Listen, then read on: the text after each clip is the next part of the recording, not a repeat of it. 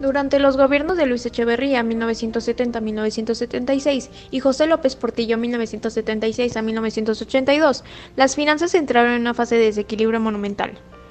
En el sexenio de Echeverría, la inflación fue de 126% y el dólar se devaluó 22%.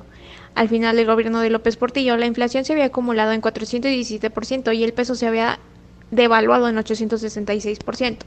De los 12.50 pesos por dólar de unos años atrás, se había llegado a 148.50 pesos. Entre otros motivos para este brusco cambio en las finanzas del país, se encontraba el incremento en el gasto público y la contratación de una gran deuda externa, ambos fenómenos propiciados por el crecimiento de los recursos petroleros. Hasta 1975 se compraba con 12.50 pesos un dólar. Desde mediados de los años 70 hasta principios de los 80, las exportaciones petroleras de México crecieron considerablemente. Para 1982, la deuda exterior pública se había disparado hasta alcanzar los 58.874 millones de dólares. Sumando la deuda privada, se alcanzaba una deuda exterior total de 86.000 millones, pero las reservas solo llegaban a 1.830 millones de dólares. Los avances en el sistema de salud pública redujeron la tasa de mortalidad infantil e incrementaron el promedio de natalidad. Por ejemplo, en 1940 de cada 1.000 niños que nacían morían 125, mientras que para 1970 de cada 1.000 morían 67. La esperanza de vida se elevó considerablemente. Si en 1940 los mexicanos vivían alrededor de 41 años, para 1970 su promedio de vida era de 62 años. En 1971, el presidente Luis Echeverría promulgó la primera legislación para atender el problema ambiental en México. La Ley para la Prevención y el Control de la Contaminación ofreció remedios tecnológicos para controlar el incremento de la inflación sin afectar el proceso de industrialización. El ingreso a organismos internacionales. En materia de telecomunicaciones, México entró al sistema Interslat, acuerdo que fue firmado el 23 de agosto de 1971 por establecer una organización mundial de uso de una red de satélites de comunicación. Para la inspiración principal de Estados Unidos, México firmó este tratado el 4 de noviembre de 1971 y se aprobó por el Senado en 28 de noviembre de 1972. Finalmente, a la creación del Sistema Económico Latinoamericano del Caribe, o CELA, se deriva una iniciativa del presidente Luis Echeverría, quien durante una visita a Perú había incluido en su comunicado conjunto con el presidente Juan Velasco Alvarado una referencia a la necesidad de crear un organismo de consulta y cooperación económica propia permanente. El 17 de octubre de 1975 se aprobó en la ciudad de Panamá un convenio constitutivo del CELA con representantes de 25 países. Poco a poco hubo más mexicanos que al emigrar hallaron mejores medios de supervivencia que el país no les brindaba. Así, la migración ilegal se incrementó de sobremanera. Para 1970 vivían en Estados Unidos 760,000 mexicanos y para 1800 eran ya más de 2 millones. En 1971, el Estado creó el Instituto del Fondo Nacional de la Vivienda para los Trabajadores, Infonavit, que garantiza a los mexicanos la oportunidad de obtener créditos para adquirir una vivienda digna e higiénica. Al llegar a los años 70, el campo mexicano experimentaba una profunda crisis. Las tierras repartidas eran de muy mala calidad y por lo tanto producían muy poco. La falta de tecnología y la escasez de apoyos económicos para el desarrollo rural tampoco ayudaban. En 1972, la producción de maíz y frijol se vino abajo y México dejó de ser un país autosuficiente en materia alimentaria. Durante la presidencia de José López Portillo, el gobierno intentó construir programas para elevar la producción de cereales y garantizar con ello la alimentación de los mexicanos. A pesar de dichos esfuerzos, no tuvieron ningunos resultados. El sistema alimentario mexicano fue una política pública destinada a atender las necesidades alimentarias de la población, así como la incentivación de la producción y consumo de alimentos básicos en México.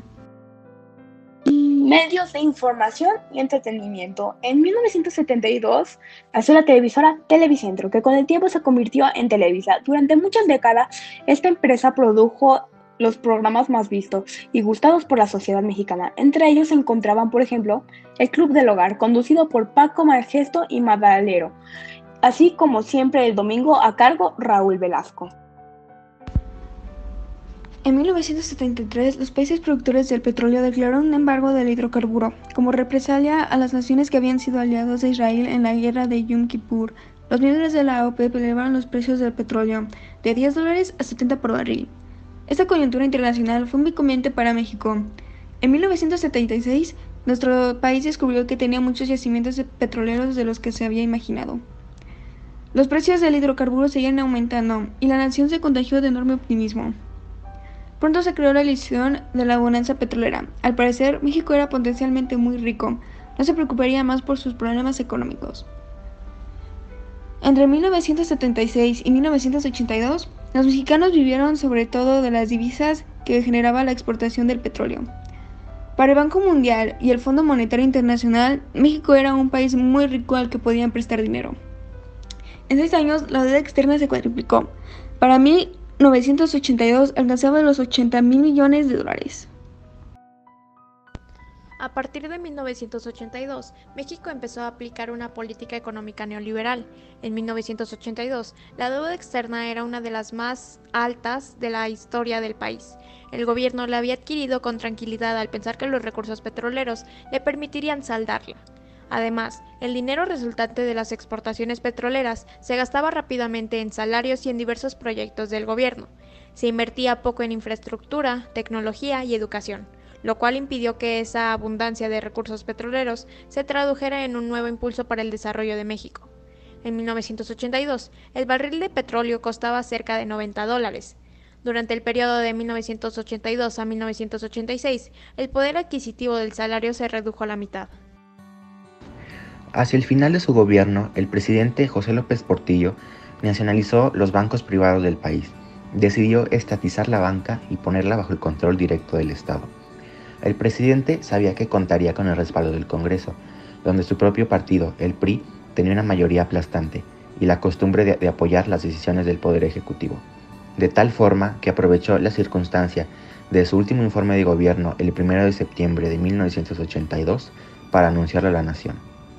Promulgó 2 decretos, uno para la nacionalización de la banca privada y otro que establecía el control de cambios.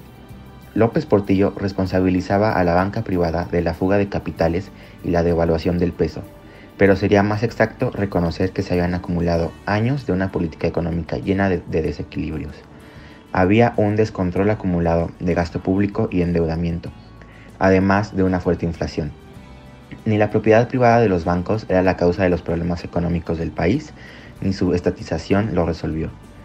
En su discurso, el mandatario acusó directamente a los bancos de la compleja crisis económica y afirmó: "La banca privada mexicana ha pospuesto el interés nacional y ha fomentado, propiciado y aún mecanizado la especulación y la fuga de capitales. Nacionalizamos la banca porque no es admisible que el instrumento domine o condicione el propósito". Entonces concluyó con el célebre: "Ya nos saquearon, no nos volverán a saquear". Su discurso era convincente para algunos sectores de su partido, que compartían la animadversión hacia la iniciativa privada y que veían esa confrontación como un componente necesario del discurso nacionalista oficial.